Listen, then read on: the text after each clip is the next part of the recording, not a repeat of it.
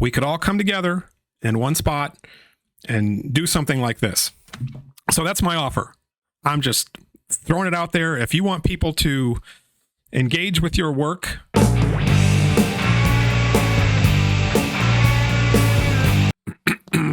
hello, friends. Hello. It has been a busier break than I was anticipating, so I have not had time to do nearly as much with YouTube as I thought. But what is today? Tuesday? There is still time. I'm not going to spend the rest of my break yammering on YouTube, but I still do have a few things that I really want to talk about. And one of the things that I thought I would just jump on and get out of the way today. So Graham Hancock went on Piers Morgan, and I listened to that, and there were several things that I had a reaction to, but I'm not going to go into every single one. But I wanted to kind of try to make a focused video, which is tough. I know it's hard, and react to one thing in particular. And let me find that clip here. By the way, right. So when people call you a crank, what do you say to them? They're welcome to call me whatever they want. But what do you feel about that? Of course, it's not nice to be called a crank. Why would one welcome that? Especially when I take my work seriously, when it's my passion, when it's everything that I do. What do you really want to achieve? What is the goal? Most of all, what I would like to achieve is for archaeologists to engage with my work without smearing me, without calling me a racist and a white supremacist and a misogynist and an anti-Semite. All of these words were applied to me in the Society for American Archaeology open letter to Netflix, trying to persuade Netflix to reclassify. So what he really wants is for archaeologists to engage in his work without smearing him, without calling him a white supremacist and a misogynist and a racist, and all of these things that he says were names that were applied to him in the Society for American Archaeology's open letter to Netflix after season 1 of Ancient Apocalypse. First, it makes sense to go and look at that letter. Okay, November 30th, 2022, Society for American Archaeology, letter to express concern over the series Ancient Apocalypse, hosted by Graham Hancock. Blah, blah, blah, blah, blah. Here's what the SAA is. Notice, for some of you out there, it is not a government-funded agency. It is a professional organization. Thank you. We have 3 principal concerns with regard to Ancient Apocalypse. The host of the series repeatedly and vigorously dismisses archaeologists and the practice of archaeology with aggressive rhetoric, willfully seeking to cause harm to our membership and our profession in the public eye. I think that's true. I think Graham Hancock said after season 1 that, maybe I was a little bit too hard on archaeologists. So that's part of his sales pitch, is that archaeologists are wrong and they're arrogant and they're hiding things from you. So I think point number 1 is totally fair. Netflix identifies and advertises the series as a docuseries, a genre that implies its content is grounded in fact when the content of the show is based on false claims about archaeologists and archaeology. I also think that is fair. Number 3. The theory it presents has a long-standing association with racist, white supremacist ideologies, does injustice to indigenous peoples, and emboldens extremists. So that's the part that he doesn't like. Notice they don't say Graham Hancock is a white supremacist. They say the theory that it presents, the theory that is presented in the show, of which Graham Hancock is a host and the prime reason for the show to exist, has a long-standing association with racist, white supremacist ideologies. I don't see how that is incorrect. That theory does have a long-standing association with racist, white supremacist ideologies. If you want to start with Donnelly, where it goes on and it expands on that in a couple paragraphs down here, Donnelly surely was a racist. Atlantis, the Antediluvian World, I think was a fundamentally racist work that was rooted in white supremacy with all of the association with Aryans and all that, and I've got more content coming up on that, but that is true. The Nazis searched for Atlantis, so that is an association with a white supremacist ideology, with this idea that there was an advanced lost civilization that was responsible for all of these other civilizations around the world, and that's how you have to explain them, because white people were involved. That is a racist, white supremacist idea. Nowhere in here, at least in the first part of the letter, does it say that Graham Hancock is a racist or a white supremacist. It's saying that these ideas have a long-standing association with racist, white supremacist ideologies. That is true. That is true. Let's see if it talks about this anymore. Documentary series, Lives and Careers of Archaeologists, which are super, super exciting. So down here at the bottom, the assertions Hancock makes have a history of promoting dangerous racist thinking. His claim for an advanced global civilization that existed during the Ice Age and was destroyed by comets is not new. Correct. This theory has been presented, debated, and refuted for at least 150 years. Correct. It dates to the publication of Atlantis, the Antediluvian World, 1882, and Ragnarok, the Age of Ice and Gravel, 1883, by Minnesota Congressman Ignatius Donnelly.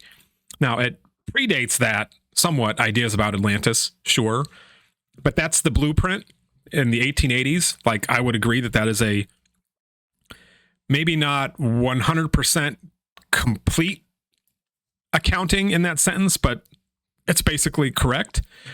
This theory steals credit for indigenous accomplishments from indigenous peoples and reinforces white supremacy.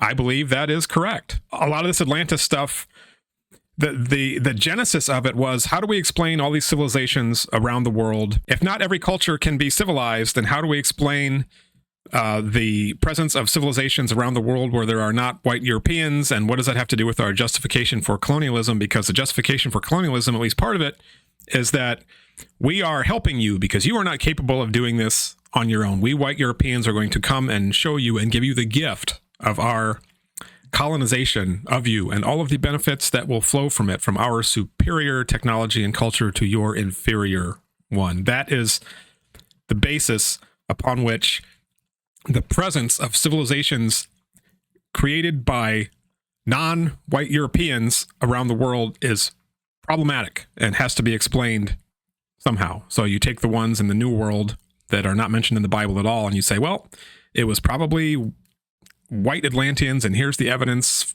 for that, so on and so forth. You get the idea. So I think the assertion that the whole Ice Age advanced civilization thing tends to steal credit for indigenous accomplishments from indigenous people and reinforce white supremacy, I think that's basically true. From Donnelly to Hancock, proponents of this theory have suggested that white survivors of this advanced civilization were responsible for the cultural heritage of indigenous peoples in the Americas and around the world. I may be overstating a little bit, but I think that's basically true. Then it goes on to debunk just one very small part of it, the whole white saviors thing, Spanish conquistadors, and it's an opinion letter, but I think where it makes assertions, they're basically factual and they align with the literature. So Graham Hancock is playing his victim card yet again. So on the point that these ideas give comfort to white supremacists, even if the people saying them are not white supremacists or racists themselves, but white supremacists and racists find them useful.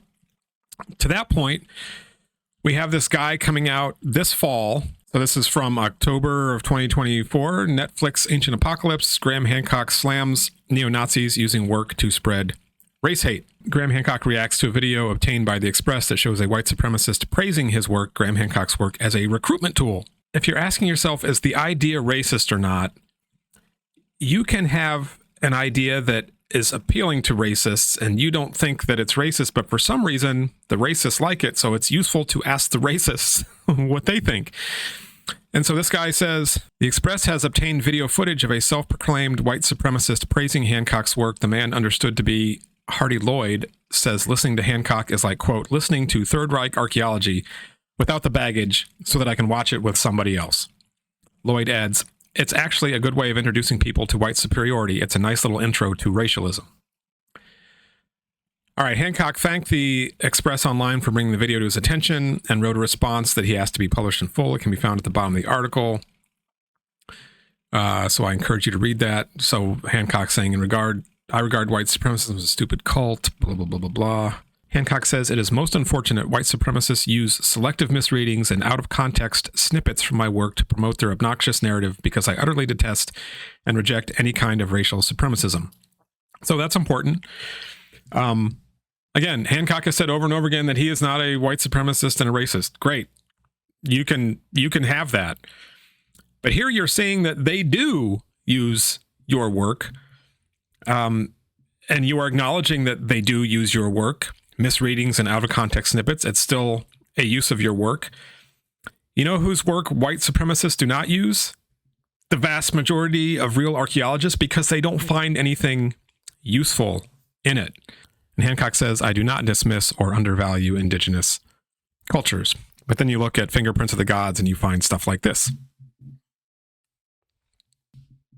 Anyway, I've got a proposal for you. What's that thing we all had to learn in history class, an indecent proposal, where he suggested something to do with a potato famine, eating your own children, whatever. So maybe this is an indecent proposal. I don't know. It can be serious. I can be mostly serious. What I see is one of the main problems with engaging with this stuff is there is a, what do you call it? There's a financial incentive on the alternative side, on the Graham Hancock side and the Randall Carlson side and all these other guys, for selling a product. And, I think you see that in Graham Hancock's telling of his role to be an attorney for his client, which is this ancient advanced Ice Age civilization, which he is going to defend and promote. And he is there to give a one-sided account of that, the strongest argument that he can. And that's how he makes his living. He has been very successful writing books, and now with his TV series, and now maybe even a Hollywood project. Who knows? So there's an incentive for him to keep the show going. That's his gravy train. I have seen little willingness on his part to acknowledge when he gets things wrong, to back off on things, to actually engage in a real substantive back and forth. He got his butt kicked by Flint Dibble on the Joe Rogan show. And then he complained about how he was treated unfairly. Once again, Graham the victim, whatever. So all of this stuff wrapped in there, this, the package of alternative history, which is to be packaged to sell and as an argument, makes it difficult to want to engage in that world. Who's the mainstream? When you have a Netflix series and you have best-selling books, you are the mainstream. I'm sorry, in terms of the cultural argument. I have 1,500 subscribers. I'm not the mainstream.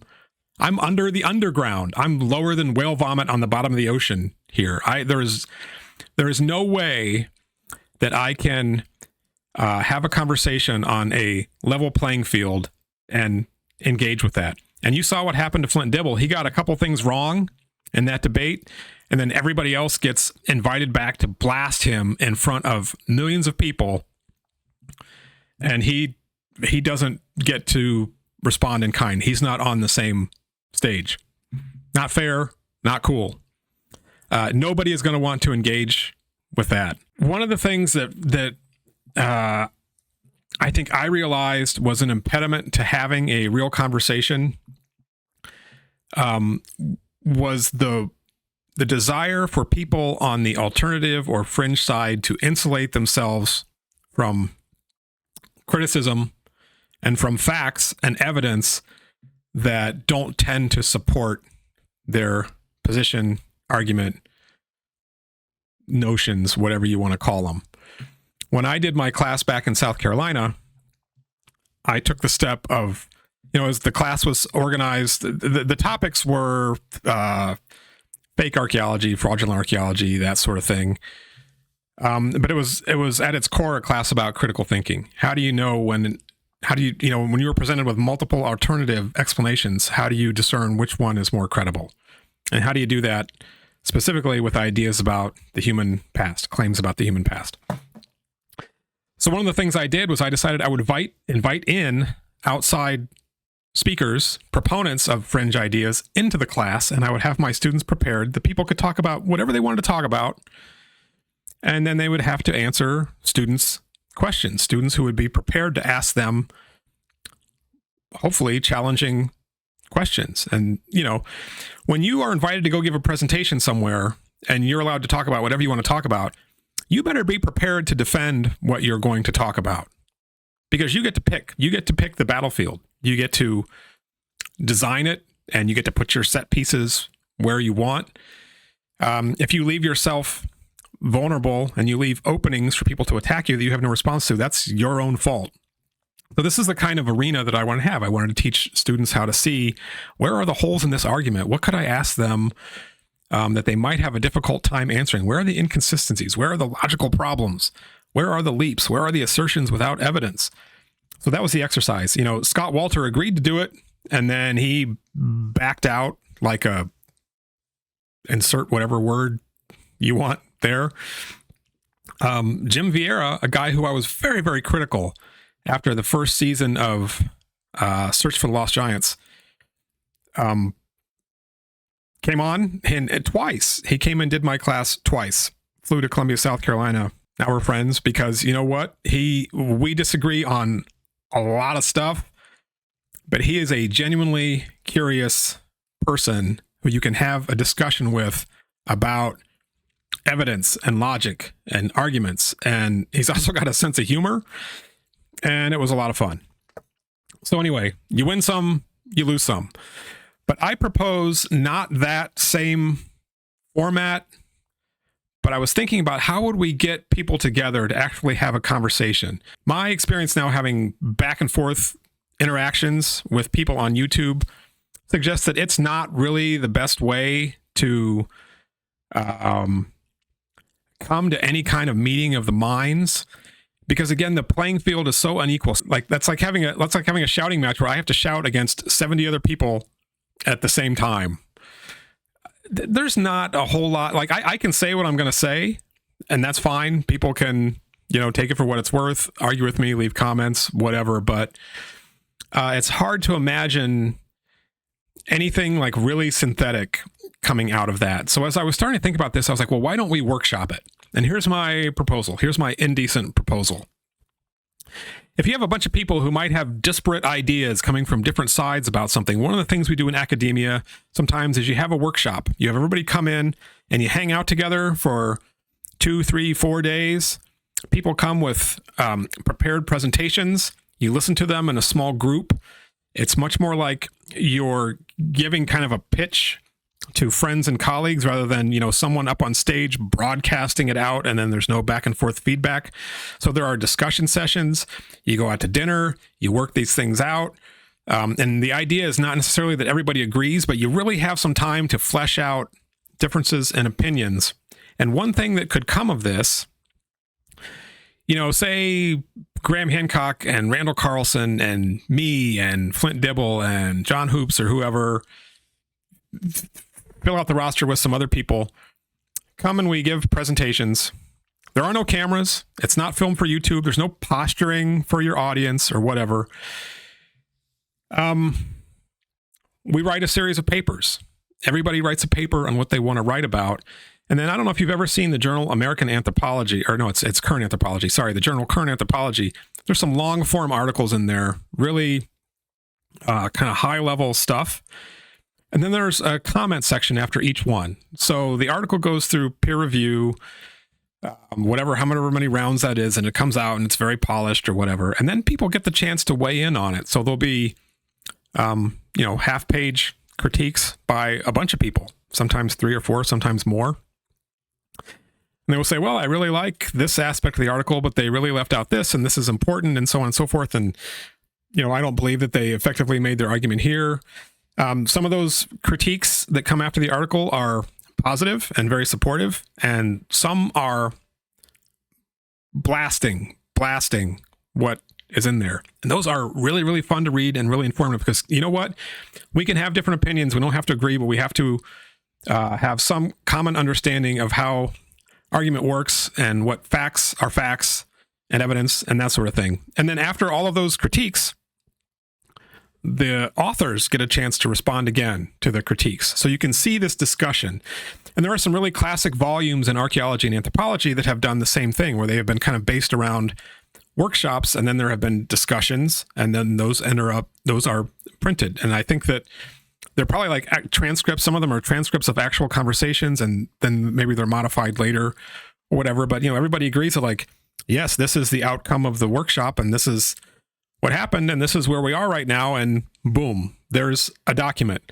We could do that.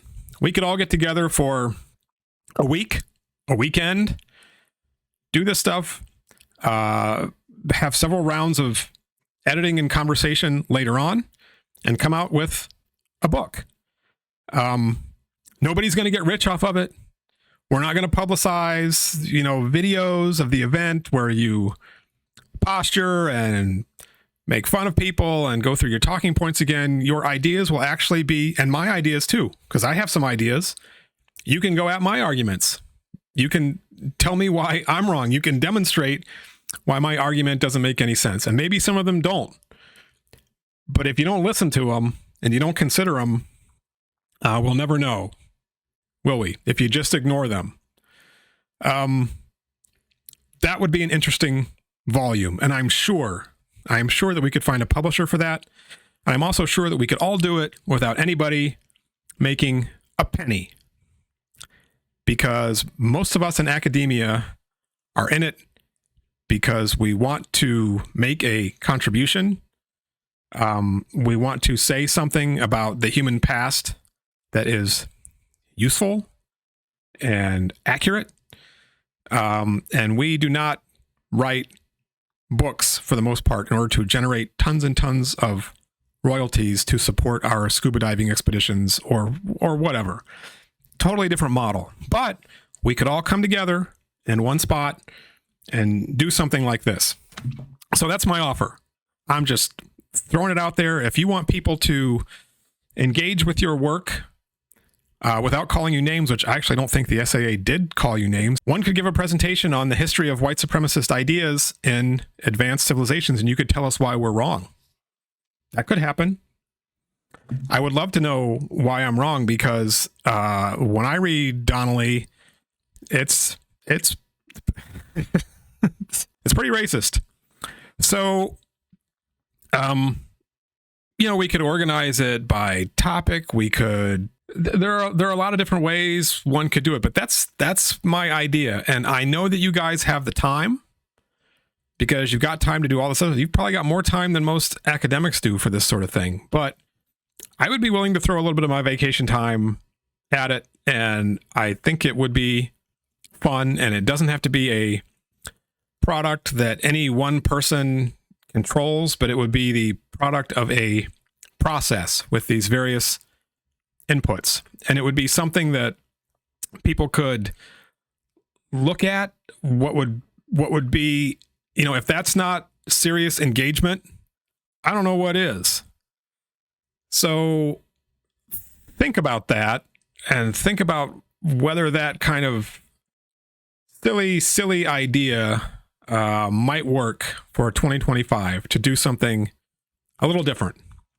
And I'm going to go back to eating my last 2 chocolate-covered cherries, drinking my coffee, having my break, and I hope everyone has a wonderful new year. Bye-bye.